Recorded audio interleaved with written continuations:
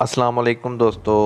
अॼु असां ॿुधंदासीं पाकिस्तान जी तारीख़ क़िस्त नंबर 9 जंहिंजो उनवान आहे पाकिस्तान भारत मां 90,000 फ़ौजी कीअं आज़ाद कराया।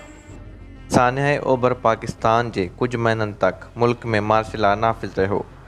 Bhutto chief marshal law administrator ऐं दस्तूर साज़ असेंबली जो सरबराह हुयो।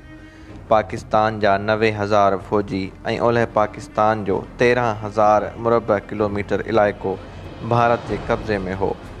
इन्ही मसइलनि जे हल लाइ 1972 ईस्वी में ज़ुल्फ़िकार अली भुट्टो पारां भारत सां शिमला मुआहिदो कयो। पाण मुज़ाकरात जे ज़रिए भारत खां 13,000 मुरबा किलोमीटर इलाइक़ो आज़ाद करायो ऐं हाणे मसइलो हो 90,000 जंगी क़ैदियुनि जी वापसी जो। भुट्टो पारां चीन जे ज़रिए अक़वाम मुत्तहिदा में बांग्लादेश जो रस्तो रोकियो। भुट्टो भारत सां मुज़ाकरात कया जेकॾहिं इंडिया पाकिस्तानी 90,000 फ़ौजी आज़ाद करे त चीन अक़वाम मुत्तहिदा में बांग्लादेश जो रस्तो न रोकींदो। हीउ दबाउ कमु करे वियो ऐं पाकिस्तान जा 90,000 फ़ौजी आज़ाद थी वतन वापसी पहुता। 1971 ईस्वी जी जंग में छो त अमेरिका पाकिस्तान जी को बि मदद न कई हुई, तंहिं करे पाकिस्तान अमेरिका सां कयल मुआहिदा सीटो ऐं सेंटो ख़तमु करे छॾिया। पर पाकिस्तान खे ताक़तवर आलमी इतिहादनि जी ज़रूरत हुई। उन लाइ भुट्टो पारां इस्लामी मुल्कनि जो इतिहाद ठाहिणु शुरू करे छॾियो। 1974 ईस्वी में लाहौर में इस्लामी सरबराही कॉन्फ्रेंस मुनक़द थी। इन ई साल पाकिस्तान बांग्लादेश खे तस्लीम कयो ऐं ॿिन्ही मुल्कनि जे तालुक़ जो हिकु नओं आगाज़ थियो। भुट्टो जी सभ खां वॾी कामयाबी पाकिस्तान जो मुतफ़क़ आइन तयारु करणु हो। हिन आइन में वज़ीर आज़म जा इख्तियारात वधाया विया ऐं भुट्टो नए पाकिस्तान जो पहिरियों वज़ीर आज़म बणियो। भुट्टो दौर जो हिकु ॿियो अहम वाक़ियो ही हो त हुन अयूब दौर ऐं उन खां पहिरें वारे दौर में लॻंदड़ सनअतनि खे सरकारी तहवील में वरितो, जंहिंजो अमली नतीजो सुठो साबित न थी सघियो ऐं सनअतूं तबाह थियणु लॻियूं। सनअतूं बहितर करण लाइ भुट्टो पारां रूस सां बहितर तालुक़ जोड़ियो ऐं मदद तलब कई। पाकिस्तान स्टील मिल बि भुट्टो दौर में जोड़ी वई, जॾहिं त अयूब दौर में शुरू थींदड़ तरबेला डैम बि भुट्टो दौर में मुकमल थियो।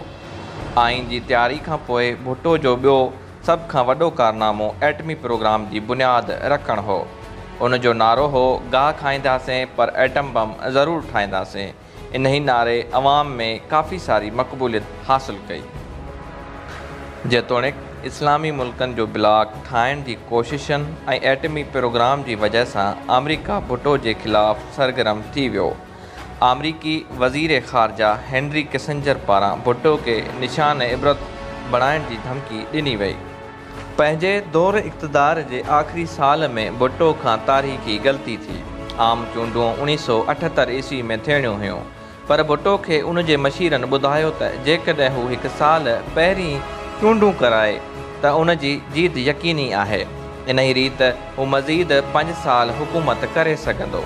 भुट्टो जे मुक़ाबले में अपोज़िशन गॾियल इतिहाद PNA मैदान में आयो। भुट्टो वाज़ह तौर ते मैदान खटे चुको हो ऐं 155 सीटूं खटे वरितियूं। अपोज़िशन जे हथ में सिर्फ़ 36 सीटूं आयूं। पीपुल्स पार्टी खटे त वई, चूंडनि ते धांधली जो इल्ज़ाम लॻी वियो। PNA धांधली जे ख़िलाफ़ एहतिजाज कंदे कंदे रस्तनि ते निकिरी आई।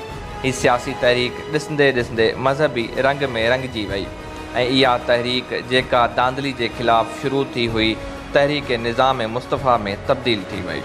हिन तहरीक जे नतीजे में निज़ाम मुस्तफ़ा त न आयो, पर ज़िया-उल-हक़ ज़रूरु आयो। भुट्टो ज़िया-उल-हक़ ते तमामु घणो एतबार कंदो हो, बिल्कुलु उन ई तरह जीअं अयूब ख़ान भुट्टे ते ऐं सिकंदर मिर्ज़ा अयूब ख़ान ते एतबार कंदो हो।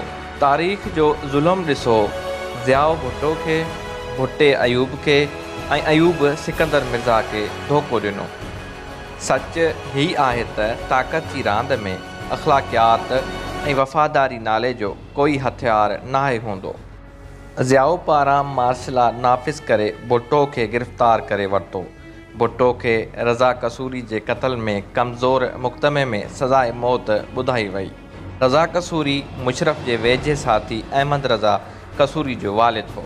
4 अप्रैल 1979 ईस्वीअ ते भुट्टो खे रावलपिंडी डिस्ट्रिक्ट जेल में फाही ते लटकाए छॾियो।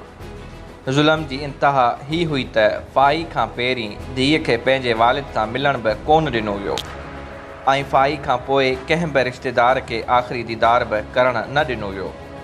पर अॼु हाल ही आहे त भुट्टो जी अदालती मौत खे अदालती क़तल सम्झियो वञे थो। हू रूस जेको भुट्टो जे दौर में पाकिस्तान जो दोस्त थी रहियो हो, अचानक दुश्मन कीअं बणिजी वियो? पाकिस्तान में मंशियात ऐं दहशतगर्दी जो नासूर कीअं पैदा थियो? नवाज़ शरीफ़ ऐं बेनज़ीर भुट्टो पाकिस्तानी सियासत में कीअं वारिद थिया?